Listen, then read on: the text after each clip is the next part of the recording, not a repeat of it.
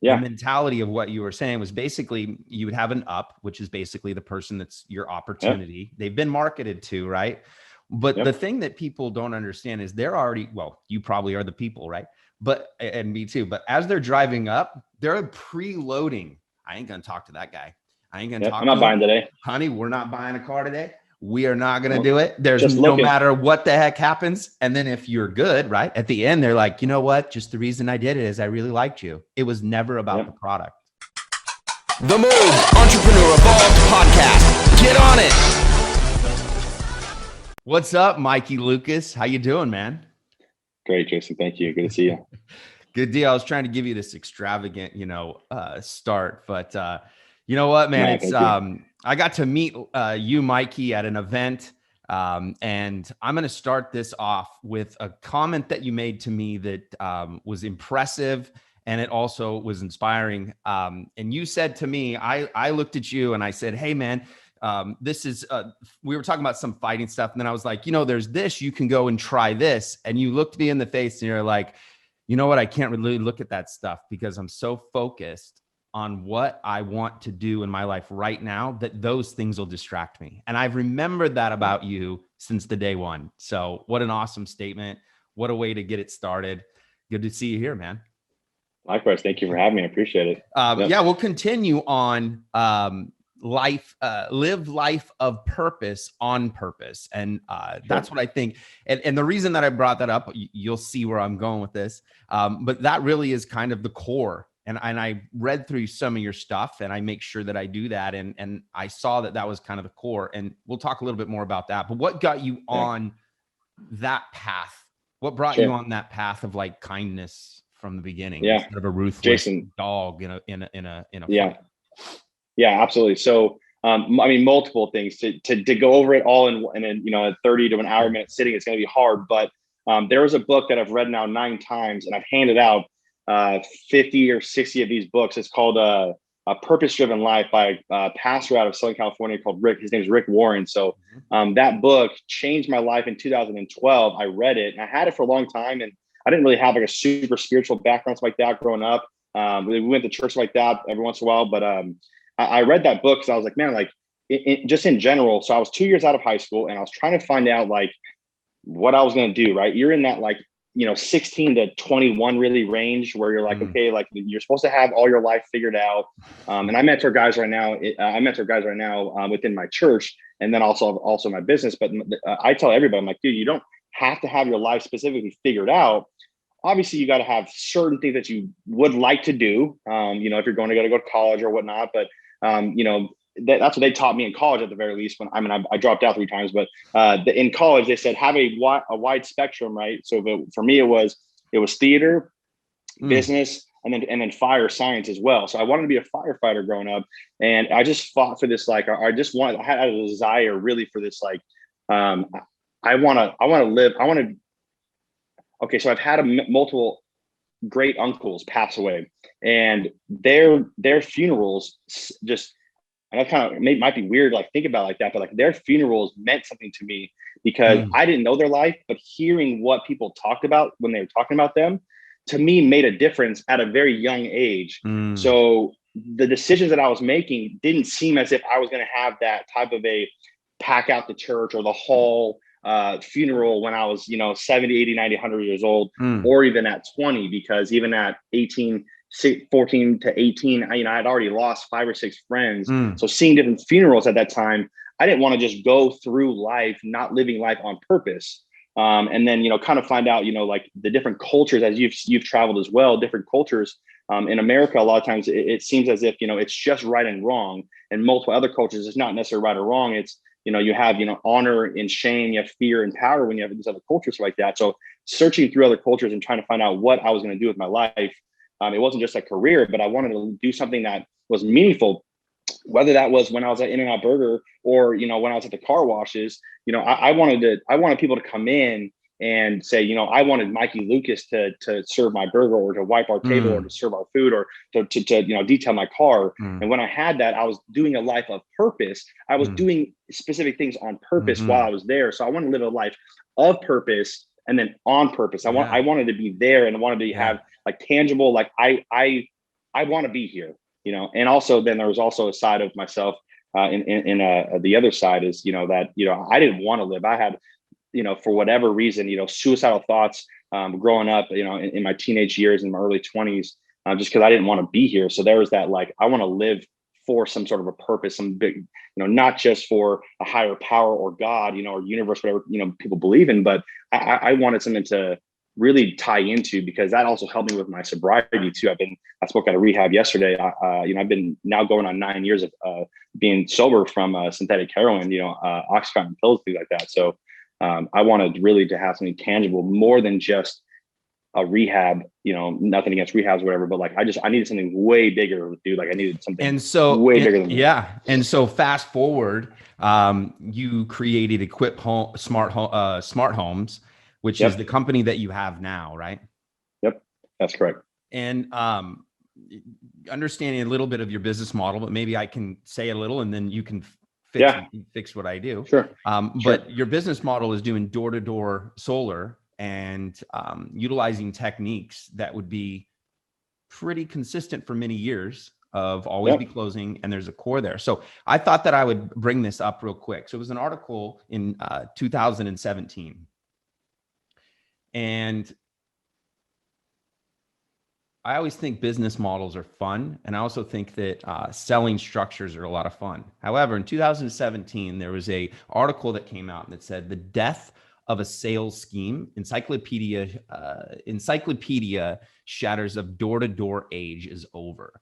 And so if you don't mind, I'm going to read you this right here. And I'd like to hear your response because of what you do. You go door to door, and it kind of is against what they're saying. So this is an interesting thing. I thought I'd just read it really quick. So it says, Encyclopedia Britannica was in a hole when Sears and Roebuck took over the title in 1920. Britannica was sold mostly by mail order at the time. It had only released a new edition every 25 years or so. The Post two-part series, 160 miles of words in 1945, tells the quarterly and disparities of publishing such a monumental work, as well as transformation of its business practice after Sears' secretary, Powell, stood at the helm. Powell started from scratch to build an outside sales organization and established branch sales and offices, and sales began to go up. Here it is. Powell, perhaps unintentionally, had employed some old book salesmen in his staff, and the shysters, was what they called it, used their own tricks to get the job done. One of their favorite method was the giveaway, or "you have been selected" trick. They would visit a prospect and tell them the Encyclopedia Britannica is initially a new advertising campaign as one of the most prominent citizens of your community. After he found out the success of going door to door and selling Encyclopedias Britannica, Powell revamped his sales department after the shock of discovering the unsavory business practices he was able to sell through that channel. And I thought that is the start of where you're at today. Correct. And I thought that I'd allow you to have an opportunity to debunk the ways that we think are dead and there's nothing new under the sun, and give us a day in equipment home sales. What do you guys do? And then from there, maybe you could do a little debunking of why they say this doesn't work anymore. But I think sure. Yeah, I mean, we've heard that. So I mean, I'll bring back a story. It's on my Instagram. I posted it probably 4 or 5 months ago, and I believe in like November, December 2020. And it was about a kid that would drive by on his bike when I was knocking on doors in a neighborhood. I was in Dallas, Texas, and he told me to get a job. That his parents specifically told him to tell me to go get a real job, because I'd knock on their door, I'd send out flyers, I'd send out bookings. They'd see me on like Nextdoor and on Facebook in those general Facebook areas, as well as at their HOA. So they told me to go get a real job. And, it's funny because at that time, I use it as motivation, because I was like, what do you mean a real job? Like, this is a real job. Like, I'm working, 8, 10, 12-hour days every single day, getting in front of people, calling people, and not just that, but I'm also, on Nextdoor, I'm on Facebook, I'm at HOA meetings, like that. So, a day-to-day, what the day-to-day looks like So I use that kid as motivation to be honest with you. And I'll tie that in here in a moment. But the day to day, what that looks like is, we all during COVID, obviously things have changed. We've had to adapt in COVID. And we actually got on Zoom calls, just so you know, we did a lot of Zoom closings in the month of March, April, and May, but then got back into door to door specifically. So we've adapted, and now we've actually modified how we do a lot of our closing, but also our marketing as well. So primarily, we are actually right now. My business personally last year was 53.6% referral. So door to door, I've always tell people that, at least with door to door, you go out and you knock on doors for, anywhere between 6 to 8 hours a day. So the morning time, 2-3 hours, starting at 9 to 11, and then 4 o'clock to 8 o'clock. So you're getting, 6, sometimes 8 hours, depending on where you're at, knocking on doors and basically building out your territory.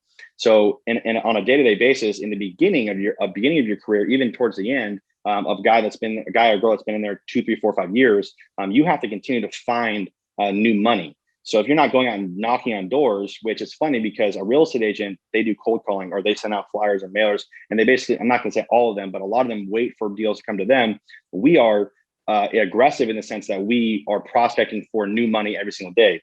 That's what makes the door. Now, what made you choose that formula? And I'm asking that just because, I think I would have a few answers. One is there's just people, right?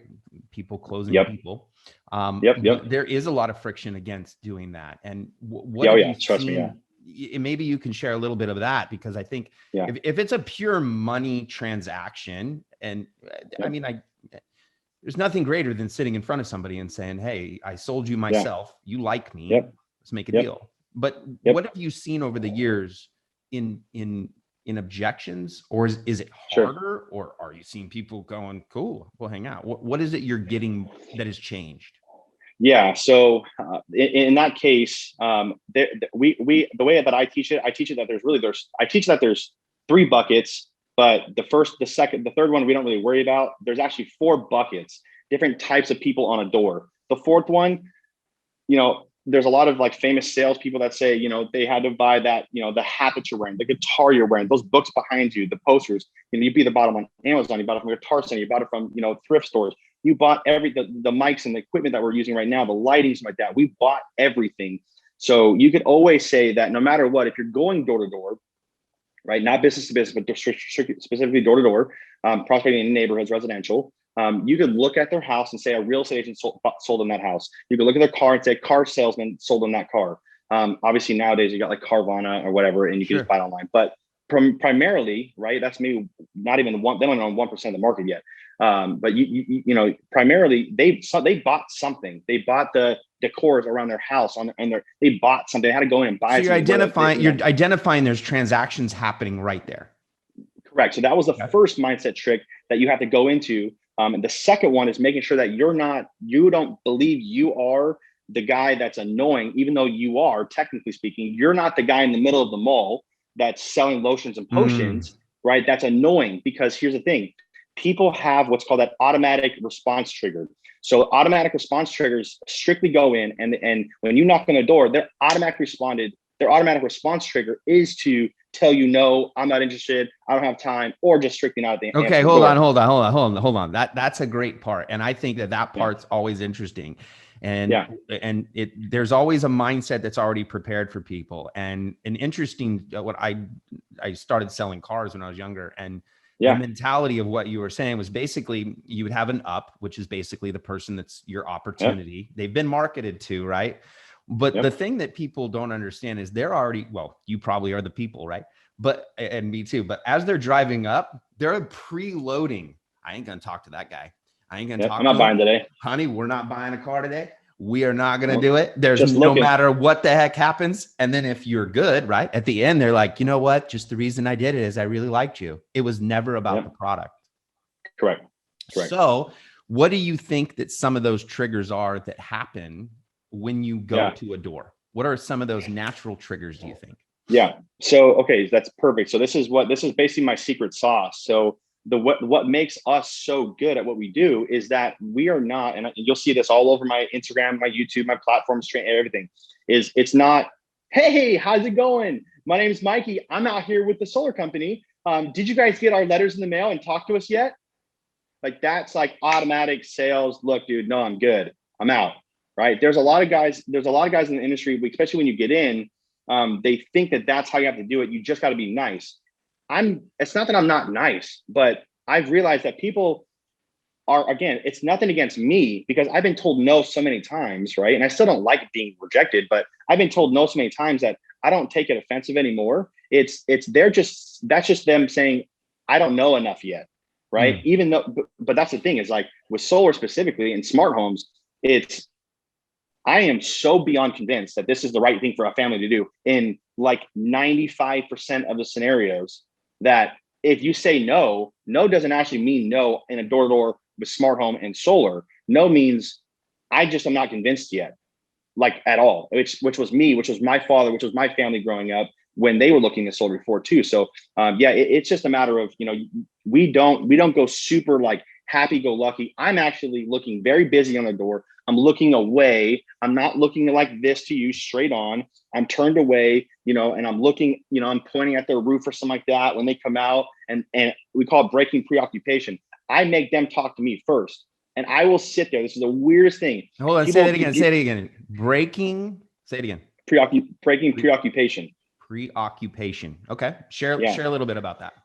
Sure. Yeah. So again, that's an auto response trigger. That auto response trigger, basically what that is that they're thinking someone's knocking on my door. I don't have anybody coming over. I don't have, or it's Amazon, right? So, a lot of times we're knocking now. Again, it's wild, Jason. Things have changed, not changed, completely changed, like evolved, but things we're having to adapt so much because people are now getting stuff delivered by Amazon, by Walmart, by Costco, by everything. So they think that we're Amazon on their door.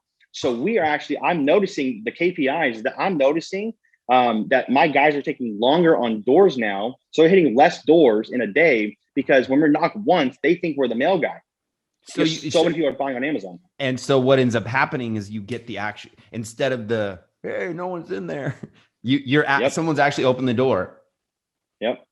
Yeah. So, you ever change your colors to brown? Absolutely not. That's so funny. No, so I wear stuff just like this, where sometimes I'll have a badge on me, but I always wear. So this is a little pro tip for my door knockers out there. I always wear whatever local market that I'm in. Obviously, I'm a Vegas Knights fan from Vegas, so when I'm knocking in Las Vegas, I wear all Vegas Golden Knights stuff.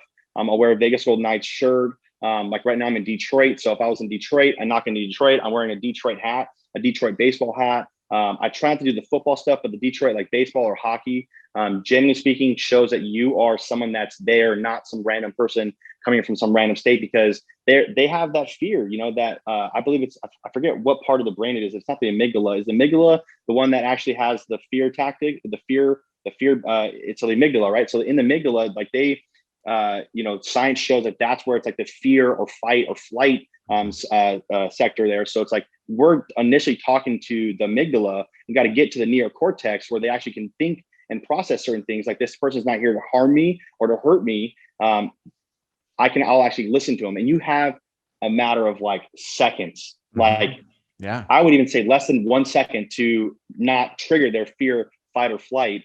Otherwise you're pretty much done. And I think what you just did, like, for everybody that's watching this or listening to it, you just explained the difference between, and I share this with my team as well, is the difference between a skill and then there's the art, right?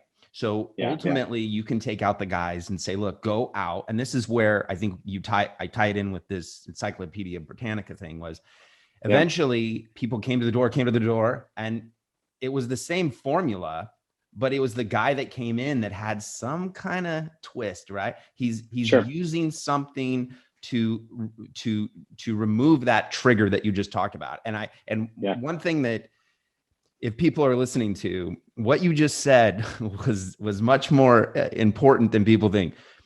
When you went into their environment, you became them. Yeah.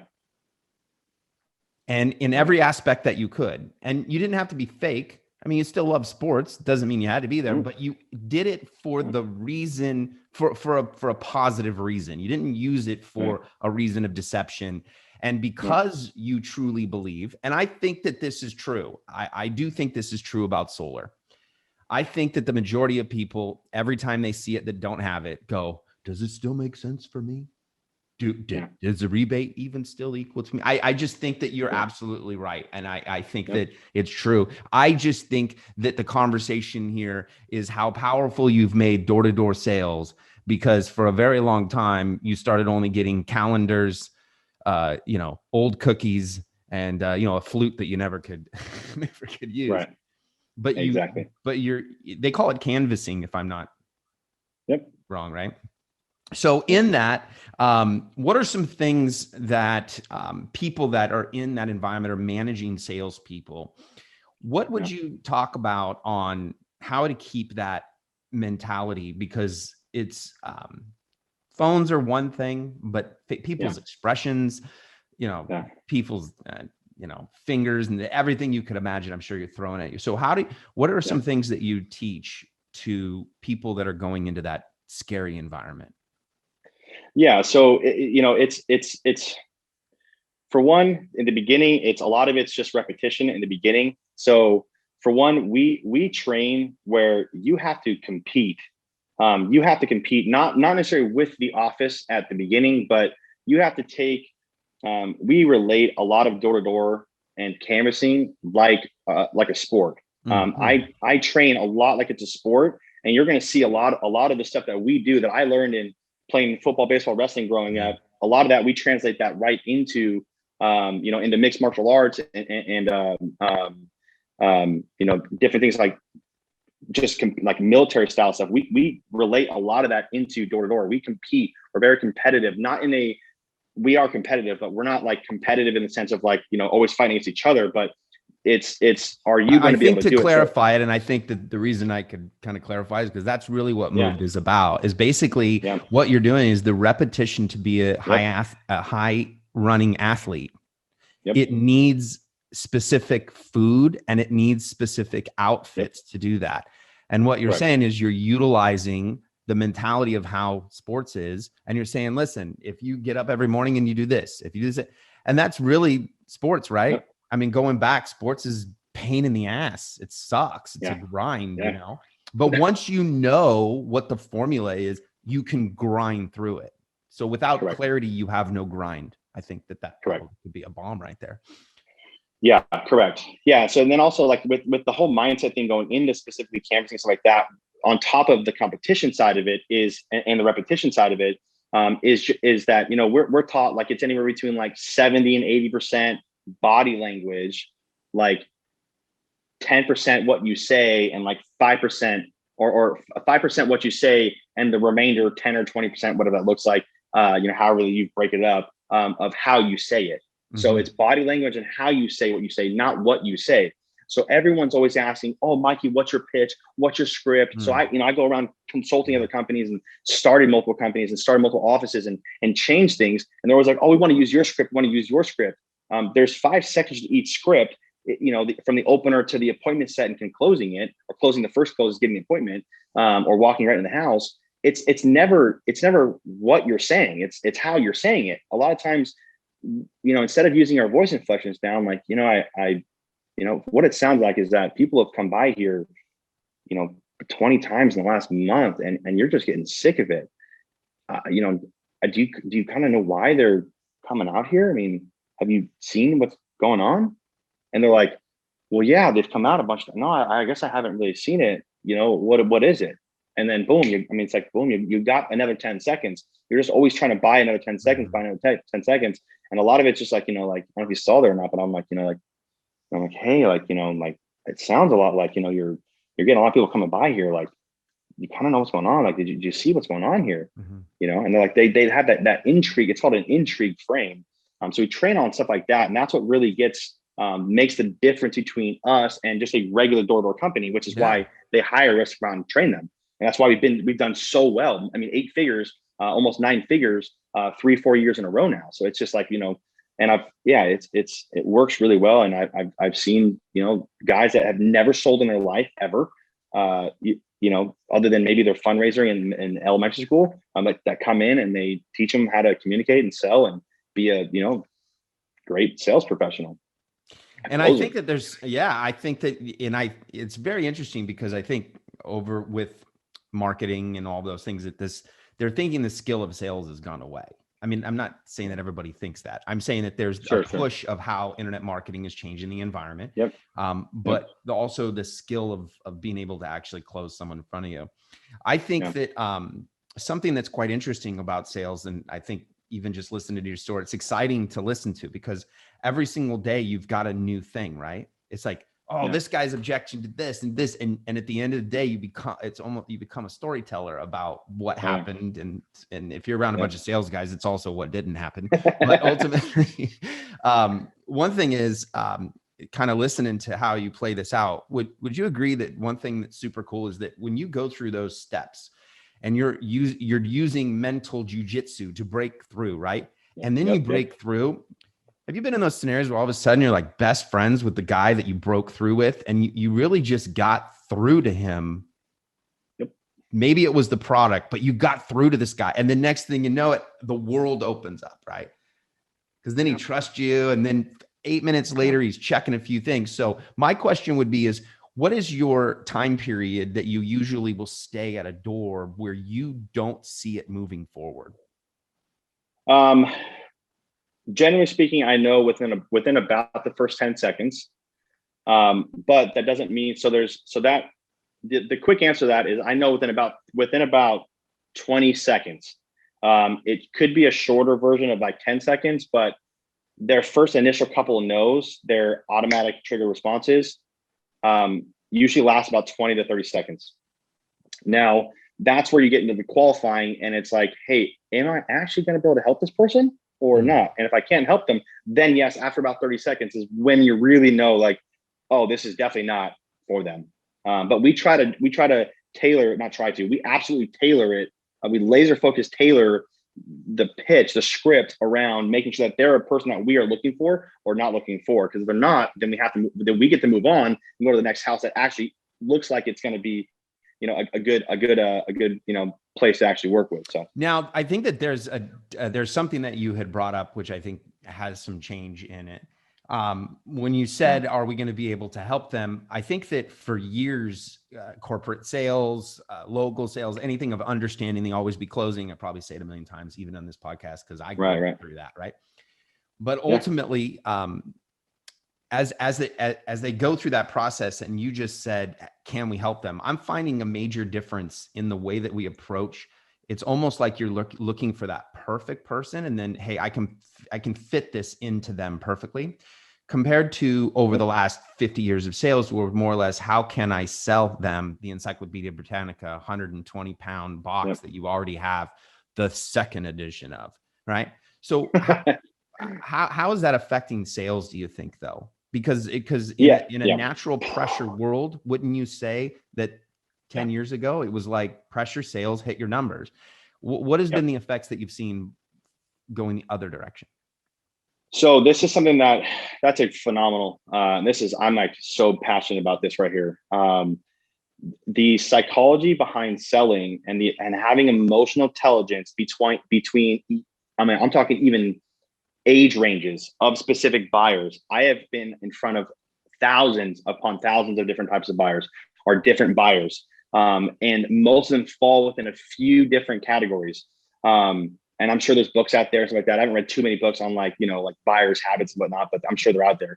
There's one that I just got pushed onto, but this specific topic is honestly one of the hardest things to teach, because if you don't have that level of emotional intelligence and understanding history or a passion for history, it's hard to give this person what they need or what they want. So it's changed dramatically, and it's very hard. And this is probably the first time publicly I've talked about this, but it's very hard to do that and to teach that. But over a longer period of time through our mentorship program, we teach that how to actually understand if this person is this type of an age range. You talk about specific things in history that relate to them. And that, again, that's like the basic of it. But when it comes to door-to-door sales specifically, it has changed a lot, Jason. And especially nowadays, like I was saying, we've had to adapt multiple times, not evolve completely, but adapt multiple times. Evolving would be like, for definition purposes, of us going from door to door to in the Home Depots again, or in the Best Buys or the farmers markets, or going from door to door straight to only call center. The model's not changed. The way you go through the model is changing. I mean, the big word would be optimization, but ultimately you just are changing and the human behavior. I think that you're closest to there's nothing closer than what you're doing. So have you seen, so here, and anybody that's doing this type of environment could work for alarms. It works for everything any of that. Right. So what are you finding your goal as a coach and a trainer to someone that's a salesperson? What would be an ideal time from start to close that would keep them moving forward in a home, in an in-home, like, okay, I start, here's the ticker. Am I there 3 hours? I mean, I know the old saying is as long as you have to be, but how long are you breaking through to get to the next, to get them to open up, I guess is what I'm saying. How long is that transaction? Yeah. So that takes about 20 minutes to do that. So I know for a fact whether or not they're going to sign up, so long as on approved credit, within 20 minutes. So that's what I'm able to do. My presentation, overall with questions and stuff like that takes about 45 minutes. The documentation and everything like that, going through the documents takes about another 20. So I'm already about an hour to an hour and a half. So I'm about 90 minutes in, and most of my closes from start to finish do end up taking a matter of 2 hours. And the reason why is that what's different between me and a lot of other door-to-door guys is that 54% referral. I'm virtually 54% referral. So I'm not just getting one, I'm getting an average 2.5 deals or closes per one house I sign up. So if I have to spend an additional even hour or 30 minutes, I'm not getting just one deal. If they take an hour, if they go super quick, which a lot of these guys do, they go super quick through it. Their retention rate is kind of lower. Our retention rate's a little over 74% right now with my own personal closes. I'm actually a lot higher, but my company is 74%.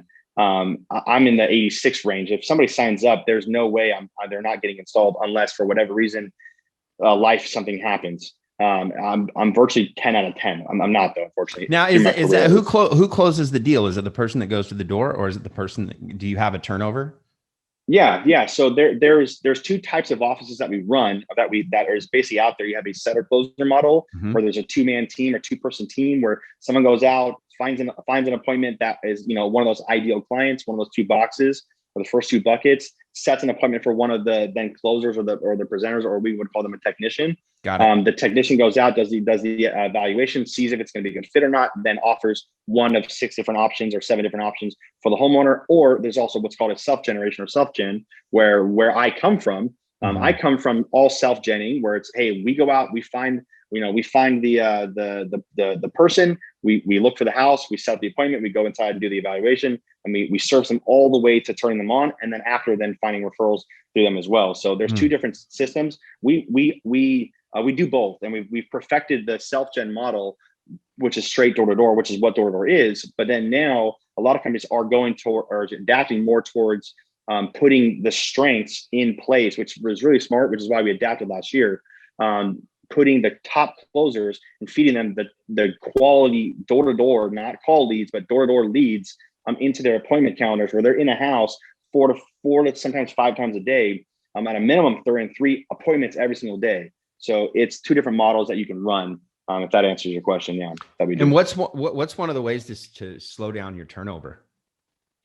As far as the customer turnover or the reps turnover? Staffing, got to get them. Yeah, dude, huge. Okay, this is one of my favorite parts too. One is that's why we call ourselves a personal development company that just so happens to sell smart home products. So we're more into personal development than we are even into sales. If you have a problem at your home or whatnot, and with your wife or your husband, boyfriend or girlfriend, or mom or dad or brother or somebody, in your neighbor, like if I can't help you personally get through that, and basically deal with it, you're going to show up on doors, and they're going to feel that on the doors. They're going to feel that energy on doors, or even in the house. If you're desperate for money, I cannot tell you how many times, and this happens in the door industry a lot, and I'll get back to how do I retain guys, but people come to me and they go, Mike, I saw your ad on Facebook or on Instagram or LinkedIn or whatever. And, because we've obviously, everything's out there. They say you can make $85,000 to $150,000, within the first 6 months. I need that. As a matter of fact, I need 20 grand now. My house is about to get repoed, and so is my car. And this is pre-COVID. COVID happens, and it's even worse. People need so much money, so they come to us. We are definitely their last straw. They're not like, oh yeah, let me go to door-to-door sales, man. So they come to us and they're like, you're the last ditch effort. I was going to take a job making $45,000, $50,000, $60,000 a year. Now I need to make 60 grand to buy next week, basically. So most people, so when they're hungry. Yes. Okay. So that's the problem, right? So there's a big motivation at first, but then there's a huge scare. There's a huge scare when you get out on doors. In the beginning, you're being mentored. You're being very mentored, good. Through. Yeah. That's a great. So okay. So let's see if I can lay this out, because I think that was pretty cool. So basically, what you're saying is the job opportunity is it's heightened with the fight or flight, which means the statement is, I'll do anything to survive. Anything, 100%. Right? And they're there. They're pretty much like, I'm a badass. I'm ready to make this happen. And then there's a part where the grind comes in. Yep.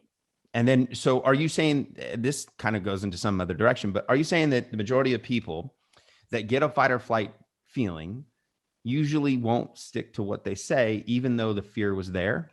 So do you think they're trying to just trigger their desire to go and do it? I would say it's 91, 92% of my interviews. It is, I'm going to be the best thing you've ever seen. It's the Tom Brady, I'm the best decision this organization's ever made. Every single interview. I mean, why do you think people say that? Well, we've gotten really good at interviewing. There's all the books and YouTube, and there's coaching lessons on how to do a very good interview. But there's really not many classes in university that are teaching work ethic. Or even, and that's, again, that goes back to one of the personal development sides of what we do, is that how, this is a blanket statement. This is not everything, but this is not 100% fact. Sure.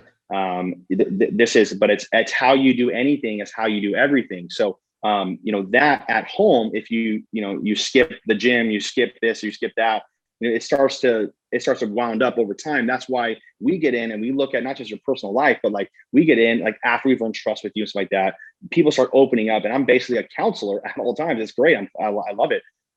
Sometimes it's hard, cry, whatever, but we help people get much better at being organized, which is one of the main things. It's like, how many of you guys use a calendar? Okay, nobody uses a calendar. How do you know when you need to be somewhere? Right? Like I use an app called A Tracker that literally is tracking right now, building personal brand right now. So like I am currently tracking what I'm doing right now, because it's so important to me of where I'm spending my time, because otherwise I'm not living on purpose, right? And I know that my direction determines my destination. So back to the how do I retain people? We retain people at a much higher level, 60% more, which is actually not that much, to be honest with you, because it's really only door-to-door specifically. And I'll probably even most sales and even real estate too. It's about 2 out of 10. Maybe if you're really, really good, 3 out of 10. We're holding 3.6 people out of 10. Kind of the same with dialers.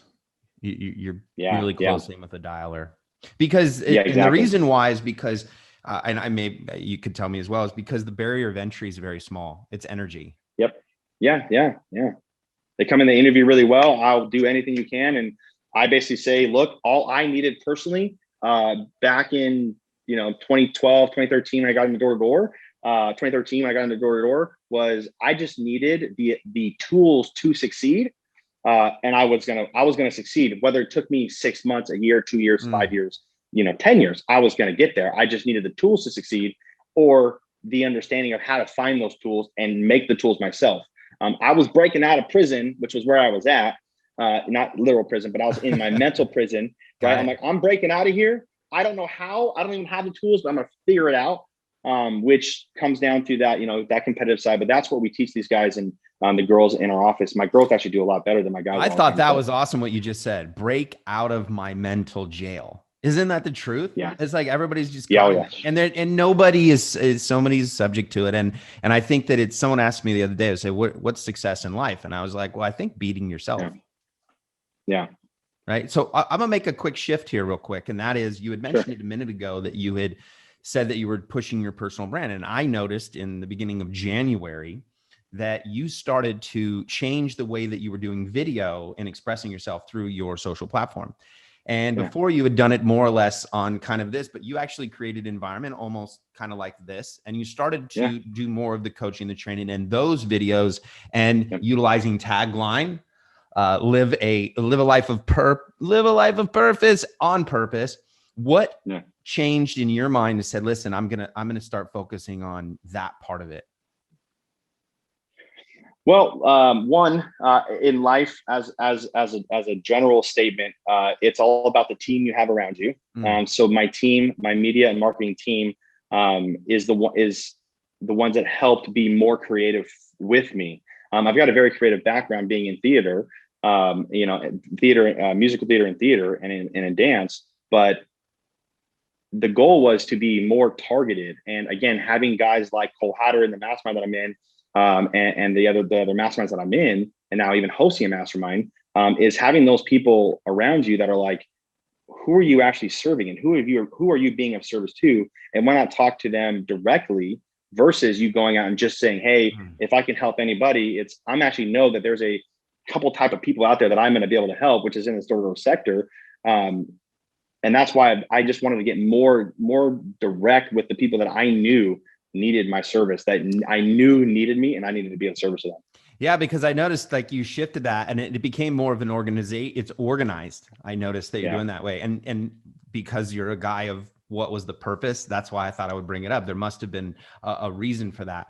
Another one that I think I caught on there is that somebody releasing a book coming up. Maybe you can tell me a little bit about that. Yeah. So the book's called The Art of the Door. The art, right? There's a purpose behind each door. And there's a unique technique, and flavor behind door knocking, because again, there's so many people that come in that, they just get the script thinking that that's what's going to work. But unfortunately that's not what works. So, the book, it's basically around my story, but then also the how-tos, and actual using on how to do door-to-door successfully, now going on for 9 years. And then being 54% referral, because that's what the main thing is that people don't want to get screwed over or make a bad decision. So that's what that's what I'm talking about inside the book of how I got to that point, the failures that I went through, and the lessons that I've learned inside of door to door. And there's a lot of like live scripts in there too that I've used, and some back and forth in there as well that people really need, and they need help with on door to door, because it's pretty easy, honestly, Jason. You can have a pretty good 1 or 2, sometimes even 3 summers doing really well, selling pest control, alarms, solar, roofing. But how do you do it for the 6, 7, 10 years, 15 years? Got it. Like a lot of these guys and girls that I've seen in the industry, and I'm like, there's an art behind this. So coming out of the book, it's called Art of the Door. Well, that's incredible, cool, man. So what was the process of like writing a book, man? What was that? What was that like for you? So kind of funny. I've read a lot of guys' books, right? So I've read a lot of people's books. It's over 500-600 books now. And I've listened to a lot of podcasts, and I'm like, some of these guys' podcasts or those podcasts that I'm on, they're basically saying what they're learning in their or saying in the podcast into their book. They're just having somebody transcribe it for them. And I'm like, do you know how many times I have taught classes on door-to-door sales, and a lot of them over the last 2 or 3 years have been recorded? I'm like, oh my gosh, I'm going to go back and I'm going to just put all this stuff into a book. Now, that was obviously exclusive because I didn't want people to know my secrets. We needed a competitive advantage. We are not the only door-to-door sales company or even solar company or smart home company in this industry. So I'm going to give people my secrets, right? And obviously there's a couple in there that I'm not giving out, but you don't want to give out all your secrets out. I can't do that. Can't give you away, dude. Can't give you away. And that's hard. That's hard to replicate. But it's funny because a lot of my people say we want to be just like Mikey, going door to door. We act like Mikey door to door because that's what really works. At least for us, right? So, but yeah, the main concept behind it was I wanted to be able to add value to people, and I'm like, I've already got all this content, and I I became a writer, dude. I just started typing out certain things and like typing out. They always say like, oh, like, you know, if you can't fall asleep at night, you wake up in the middle of the night to start writing things down, right? So if you're writing certain things out, then you have a lot of this, you know, artwork basically of you writing things, right? And just ideas and ideas and ideas and ideas and ideas. And then, you know, again, I could write probably 10 books on door to door or on sales. Like I could write, there's so much content out there that it's never ending. There's so much stuff that I can write about, and it's just coming from experience, which is the cool part. So yeah, that's what I wanted to do. And, you know, I never wanted to write a book. I wasn't like, oh yeah, let me write a book. But I'm like, I'm doing a disservice to my industry as a whole if I don't put this out there. And it seems like for you, just in conversation, it seemed like the natural thing to do. You seem like, well, I guess that I'll kind of go from there. What would be if you were to hire somebody and they're going to do door to door, what would you recommend as a morning routine? Sure. So I'm actually bigger into nighttime routines than I am. Oh, interesting. Go into that then. I'd like to hear more about that. We don't talk about those as much. Sure. No, I don't. Yeah, that's why.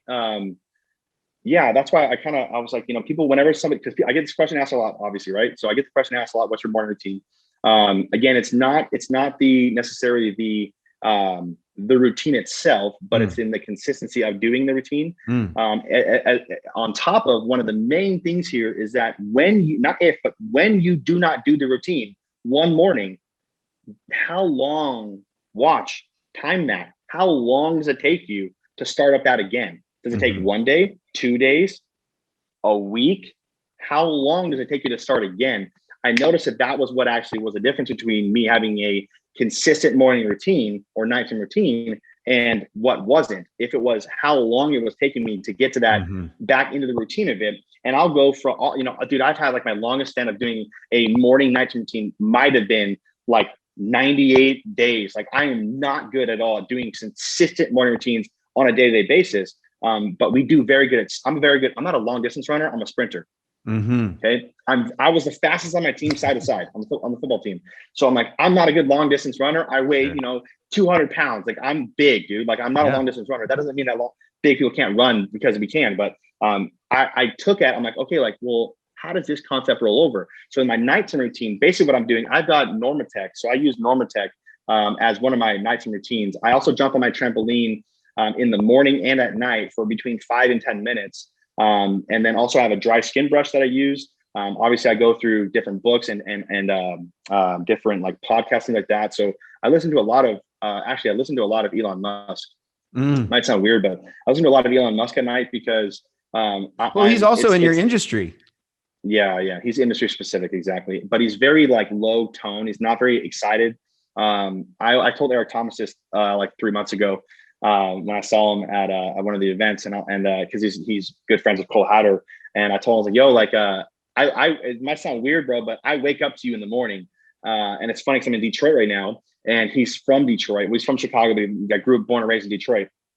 I think he's here right now actually. But you know, I wake up to Eric Thomas, the hype. Yeah. You got to wake up and grind. Monday I grind, Tuesday I grind, Wednesday I grind, you know, stuff like that. But I go to bed and it's more of unwinding. So the main thing I do is I take my sleep super serious, dude. I've got an Oura ring. I sleep with the Chili Pad. My man, let's go. I sleep with the Chili Pad. Thanks to my boy Dave Allred that told me about that. I've got a purple bed. I no longer do memory foam. Like I take my bed and my lights in my room are all color coordinated, red at night. When I wake up, everything's dimmed. Right. It's not super pops, right? Like I've got the glasses that like, you know, that stop like light from coming in. I also, and I learned that from actually having a high performance coach, but I was trying to figure out like, hey man, like how do I have higher performance? And there was a moment that I didn't have extreme amounts of energy in the morning. And I was wondering why I wasn't having energy in the morning. And it was a lot of times because during the whole like political thing over the last like 3 or 4 years now, I was like engulfed in it because I liked watching history happen, but there was always this like give and take on both sides. And I'm like, what's going to happen? But to me, for my defense, a lot of it had to do with whether or not solar was going to make it or not. And I'm like, I got to make sure that I'm not lying to my people, because it's not just my people that I'm serving, it's their families, their kids, their daughters, their sons, their moms, their dads, their family members overseas or down south in Central South America. I'm like, I have to make sure that I can provide for my people. So that's why I was on like the news, right? Not getting into super debates, but like I was getting into the news, trying to find out what's going on. The climates and also like why, also back to that, like emotional intelligence of what's going on in the world to find out on the table. So I can relate on both sides. I'm a libertarian. I stand right in the middle. I'm like, dude, I don't want none of y'all helping me. Like, I want to be right in the middle. And like, dude, stay away from me and my family and we're good. I think a lot of that, and I think a lot of that had to do with on that topic. I think it had a lot to do with what is the threshold that that certain things don't even matter. Right. Exactly. So again, like on that note, like toilet paper. Yeah. Right. Come on, dude. And whatever it is, right? Yeah. Yep. At a certain point to lower my stress levels, and I'm getting blood work done. I'm doing IVs all the time, Normatec, cryotherapy, red light. I mean, I'm talking like, I'm like trying to keep my health and my performance up higher, which is back to that whole like competition, competing, treating my body like I'm an athlete still. If my inflammation was higher, I noticed it. I was having brain fog. I wasn't able to communicate well. And I'm like, this is the exact same thing. This exact type of buyer bought from me yesterday, the day before that, and 3 times the day before that. What's going on here?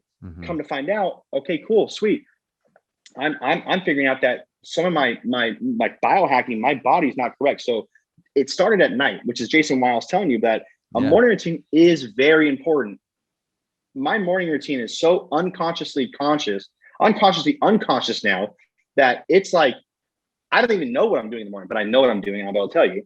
But my nighttime routine, it was so much harder because I couldn't get the morning routine down right. I'm like, why am I waking up so soft?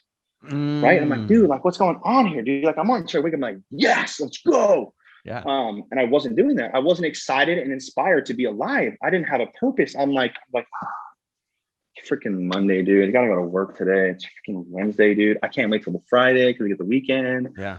For us, we work, basically 7 days. We take 6 days. But the nighttime routine basically looked like winding down. I learned how to wind down at night, which a lot of times came down to turning off television. Yes, the whole like lighting and stuff like that and music. And I sleep now to rain or thunder sounds on a dark screen on my TV at a specific temperature or specific volume sensor. My temperature on my bed is 64 degrees. I love it. It wakes me up in the morning. It starts to heat up in the morning so that my bed, I start naturally waking up. So my nighttime routine looks a lot better. It's more of like dream building, affirmations. And then also because of who I am, this is why I think the routines is very unique because I understand now who I am through self-discovery and personal development and self-mastery. Really, through that, I found out that I'm an achiever. My number one trait through Strength Finders is achiever. So if I'm not feeling like I'm getting stuff done, checking off the boxes, like literally, if I'm not doing that, hey, debriefing my day. Hey, what did I do? Okay, boom, I did this. I did that. Okay, cool. Yeah. All right, what else did I do? If I don't do that, I don't sleep very well. I notice because I'm like, Jason, dude, like there is so much stress, like good and bad stress that's there because I have much responsibility over certain people's lives. But I'm like, I'll wake up in the middle of the night. Like, I don't wish this on anybody. Like, I'll wake up in the middle of the night, like super stressing out. Like, I got to get this done. I got to get this done. I got this done. I got this done. I got to do this. Got to do this. Got to do that. Got to do this. Like, if I don't write that stuff down and then feel like I'm actually hacking away at it, I am not going to sleep well. My inflammation goes up. My rest goes down. Well, because if you're looking this like a sport, and if you were to look at maybe the way that basketball players pressure to play that fourth game or whatever that is, right? Yeah. The reason that he doesn't have as much pressure is because it's, everybody was a hero. You're as good as your preparation. But the reality is that it isn't just a squeeze preparation. It's a daily one. And I think that this is something that I like to talk about and kind of where the Move 30 created, which is basically what will you do for me every day? Just add one more thing. Like, so for example, what you're saying is like, hey, you know what, maybe, and this is a little bit of freedom in here, but basically maybe you're saying the morning routine, I couldn't pull it off. And you're like, well, does that mean you don't do any routine? No, you say, look, wait a minute, I can actually lock something else in, and maybe I'm going to try the nighttime and I'm going to do some kind of routine. And I think that this is something that's common, or very common with people that are in business, is it because we're extremist, if we can't do it, we don't do anything. Yep. And I think that this is something uncovering more and more. And I think that what you have shared through this process is that your relentless sense of repetitiveness allows you to be the athlete in the actual door-to-door. Yep. Because the reality is very few people would be able to run at your pace. And I think those that do get very rewarded in your business as well. Yeah. Mikey Lucas. Yeah, consistency over intensity, man. Dude, this has been an incredible podcast. Thank you very much for being a part of this. This goes down as some of our first ones, so you've locked that in, and it was awesome meeting you. And I'll tell you, even now, like, we're doing this podcast, and we met in person, right? So I can't wait to meet in person again. But with that, I'm going to throw your plug out there. When do you release the book? When do you release your book? We're looking in August right now. So between August, the first week of August, is when I'm going to be releasing it right now. All right. So look out for your book that's coming through. I am so pumped for that. And anything else that you would like to plug? So you can find me on social media at Mikey Lucas, my YouTube videos, Michael Lucas. Find me on Instagram, find me on Facebook. My full name is Michael Lucas, but all my Instagram and handles are all Mikey, MIKEY LUCAS. So there. The art of the door. You're the man, my friend. Thank you very much for being on, and I hope we get to do it again. Thank you so much. Enjoy the rest of your day and close some sales. See you, buddy. Thank you, Jason. Thanks, Jason. Appreciate it. If you like this episode, make sure you smash the like button and subscribe to the YouTube channel. Just like Nike is to athletes, Moved is to entrepreneurs.